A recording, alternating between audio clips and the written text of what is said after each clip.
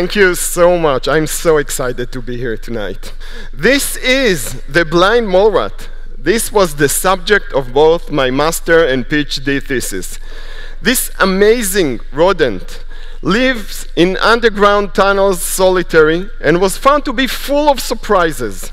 Its ability to sense its environment has been the subject of many studies, including how it senses the Earth's magnetic field, or how it uses seismic communication or seismic signals to communicate with its fellow mole rats in nearby tunnels. Also, in using it for echolocation. Give you an example.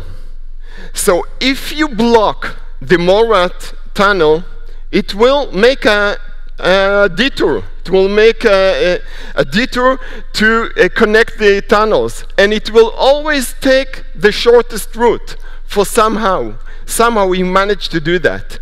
But not only that, mole rat has been lately become a very good model for longevity. And how do they do that? Probably it's in the DNA. So all these traits are stored in the mole rat DNA. But the DNA is also where evolution stores its memory. It's where evolution stores its memory and its operating manual. It is operating manual. It stores it in millions of animals and plants around the world. However, and unfortunately, we are destroying this memory. Every second, we lose a forest the size of a football field. Every second, we lose another sentence in this evolutionary memory. And scientists are talking now about that we are going into a period of 6 mass extinction. The previous mass extinction was 66 million years ago, when the asteroid hit the Earth. But now it is us, we humans, that are causing this mass extinction. And in fact, in 50 years, we lost 2/3 of wildlife around the Earth. And some of you, and I know many people think, oh, these are some unknown bugs in some remote areas in the jungle, which are themselves very important. But we are losing some of the most charismatic animals around the world, whether they are lions and elephants and bears and monkeys and big cats. Now, I've been teaching this information for years, teaching conservation biology, both in class and in the field. And at a certain point, I became uneasy. I became uneasy because I didn't want only to teach. I wanted to do something about this catastrophe. I didn't want to teach or to preach or even to demonstrate. I wanted to do something real. So, of course, the real thing is to go and protect all these habitats around the world. But how can I do that? This is unrealistic. I need to have some priorities. You cannot go and save everything. So priorities were already set in those places that are named biodiversity hotspot. And a biodiversity hotspot is a biogeographic region that is both significant reservoir of biodiversity and it's threatened with destruction. And they amount to only 2.3% of land on Earth. For that, I said, okay, this is where I should start. This is the place. Now I have a way.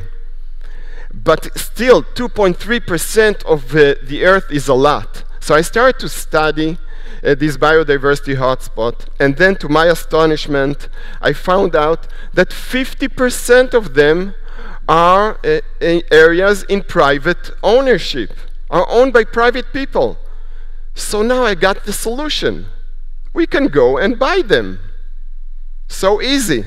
But it's not easy with a salary of a professor in my country, and I'm sure pretty much right here. It's not enough.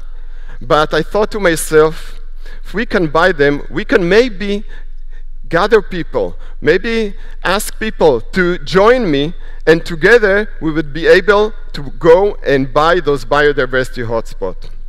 And this is where I decided to establish a new organization, which I called TIME, which goes for This Is My Earth. And TIME mission is to purchase and preserve lands that are home to ecosystems threatened by human activities. But this is not a new concept. I wanted it to be accessible to every citizen of the world. So this is what we made it. We enable every person on the planet to help us reduce habitat destruction by purchasing land in biodiversity hotspot and joining a democratic, interactive, and educating organization. How did we do that? First thing, we made it affordable. We made time affordable. We allow every person, if you have $1, the right to become a member in TIME organization, but not only a paying member, but one that can vote on our website, and I will show you in a second that. Moreover, we made sure that 100% of donations go to the purpose of protecting those biodiversity hotspots. And for that, that means that we need to rely on volunteers. And indeed, we have volunteers. We have volunteers from all over the world that join TIME. And for example, if you see here the Guy Militer on the lower row, Guy Militer is a representative of a law firm, a very big law firm in the center of Manhattan. And this law firm provides us pro bono services for all our legal purchases and all our legal matters. So everyone is doing something on TIME to help us make it real. We form a board of directors from all over the world with representative from each, at least one representative from each continent. And of course, we run our meetings in Zoom. But this is the most important thing. We made TIME democratic. We made TIME democratic. That means if you donated $1 or more, you can vote on our website where you want us to go and purchase the next land. And not only democratic, we made it also equitable. That means all the votes are equal. So whether you donated $1 or whether you donated $10,000 or more, you have one vote. We also made sure that TIME is empowering. That means we allow the local people to keep their land. And we hand them the land, and they preserve us. They preserve the land forever. So that means we are evading green colonialism. And on top of that, we made TIME educational. We made sure that we build a groundbreaking and engaging education platform that will be used by the students of all ages to study this biodiversity and to engage in real activity. How did we do that? Every year, we present on the TIME website 3 lands, as you see here. And the students are asked to vote for. We bring this question to the class, and the students need to decide which land they will vote for. Of course, to make an educated choice, they need to compare the land. And the TIME website allows it because we provide a lot of information in the site. We also ask the student to debate and to campaign for the chosen land, for their chosen land. And that makes the learning a fun and in-depth learning experience. So now time is used to teach geography, biology, civics, language. Also, we bring values such as social values, such as equity, but also skills such as decision-making and debating. And in fact, we found out that time is really fit to what educators talk about the 21st century skills that all educators want to see in our next generation. But moreover, we wanted to bring the environmental movement from eco-anxiety to eco-positivity. This is the main thing of time. We want to let the students and the kids and the adults and everyone to do something about what is happening on Earth. And we give them the tool for that. So now, time is taught from preschool to elementary school, mid-school, high school, university level. They often begin with self-exploration, and then they debate. And eventually, if they want, they can also do fundraising. They can, for example, here, they decided to sell, this group decided to sell cookies to raise this $1 so they themselves can vote on the Time website and make an impact. Time was also good for cross-cultural meetings. For example, here, a meeting between an Israeli school and a school in Rwanda, or a meeting with an US school in the US. And I want to talk about maybe the science committee, because behind that there is a science committee that actually review all the lands that are submitted to Time before we upload them to the website. So they make sure that everything is fine. And at this stage, I would like to talk also about a failure. In 2016, I flew to Kenya. I landed in Nairobi, I went to the hotel, and I picked up the phone and I called the Wildlife Club of Kenya. The man on the other side of the phone, Edward, pick up the phone and I tell him, I'm here, Edward, I came to see the land that Time wants to purchase in Kenya.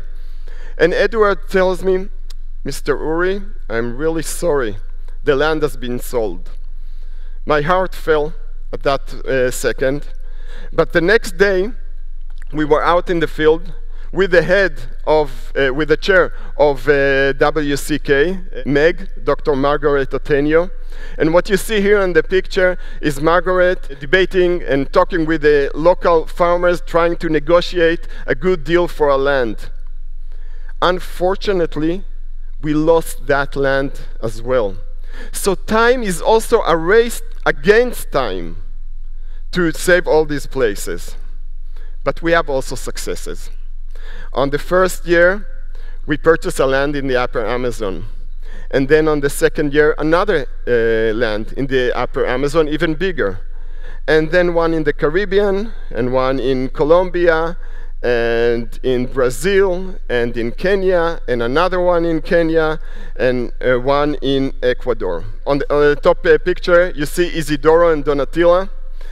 Isidoro and Donatilla received that first land that we purchased in the Upper Amazon. We gave them the whole land, but we gave them a small parcel to do their agriculture. So Isidoro and Donatilla received a lifetime source of income, and in return, they protect the whole land for us. It's a win-win solution. And on the lower picture, you see Nestor next to me. Nestor is the chair of NPC Peru, the local organization that oversees that everything is fine. We gave them drones, we gave them cameras, and they're taking care of what is going on there. And this is what we saved. This is the yellow-tailed woolly monkey. And the yellow-tailed woolly monkey, only 250 individuals were left in the world of this species. And they are very important as spreading seeds in the forest. but they are being poached, the forests are being cleared, so we were so happy we managed to save this poor species.